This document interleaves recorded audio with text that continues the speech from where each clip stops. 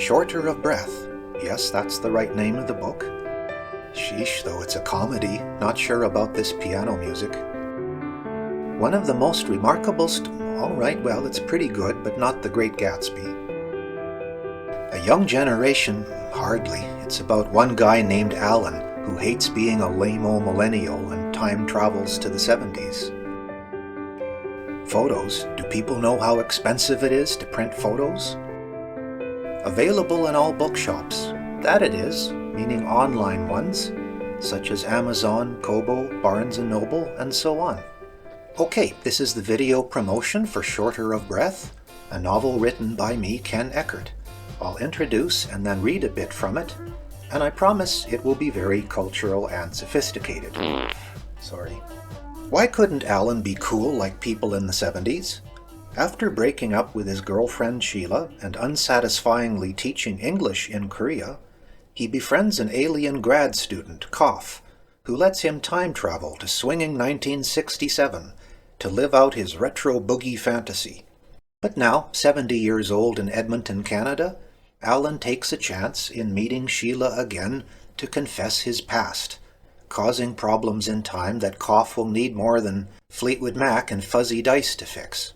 When time flow conflicts result in them being harassed by university radicals and half-real fictional characters, trying to prevent Starship from recording We Built This City in 1985, Alan, Koff, and Sheila must travel to a San Francisco disco in 1979 for a final showdown against the time terrorists. In short, a light comedy about a bored millennial who time travels to the 70s.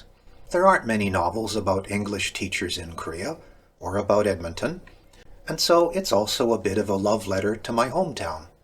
It's not heavy, it's not woke, but it is, hopefully, funny, and has some soul and depth.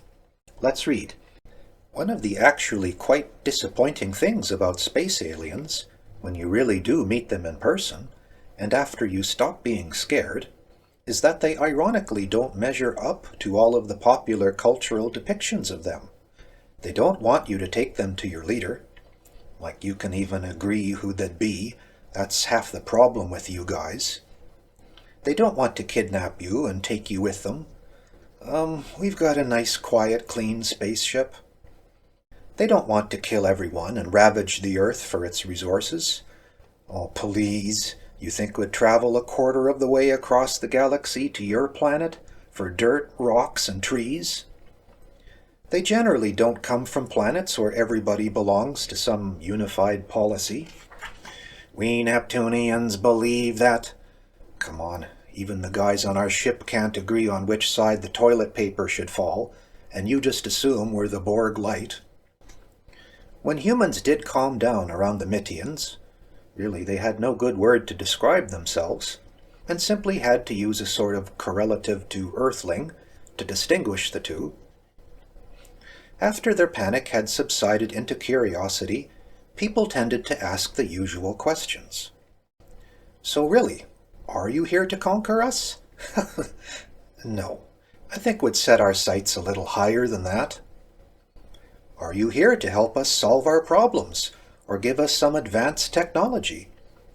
Good grief, you're taking a dump on your planet with what you have. Would you give a chimpanzee a machine gun? But how do we know you're telling the truth, and you don't want to enslave humanity? Really? You think you're so morally superior? Ever been on a factory farm? For crimini's sake, even if we wanted to, would force 7 billion moaning, rebellious bipeds to make things our system could make in 4 seconds? Here's a ball. Would you like to bounce it? Some people want insider information and assume the aliens know it all, or are interested. We knew the truth was out there, hidden by our government. Pfft, your government. We hid ourselves. Your government couldn't hide a sheet of grease-proof paper. How do you understand me? Are you reading our minds? We have universities, thank you. I think we can learn alien languages before coming here. So who killed JFK? Can't be arsed to find out, sorry. Did you take Elvis? He's dead, man, dead. Deal with it. And then always, the big existential questions. Can you tell us if God exists? Me and Jiff and Peel believe he exists. Maddle and I think Wham don't. Because our civilization is advanced doesn't mean we know everything. What do you mean you don't know for sure? Did Christ redeem man or did he not? Look, we have our own holy scriptures, but Christ came to save man, not myths. You grubby people evidently need the redemption a lot more than we do. Are all extraterrestrials so f***ing condescending? Not saying we're perfect, Earthling. Far from it.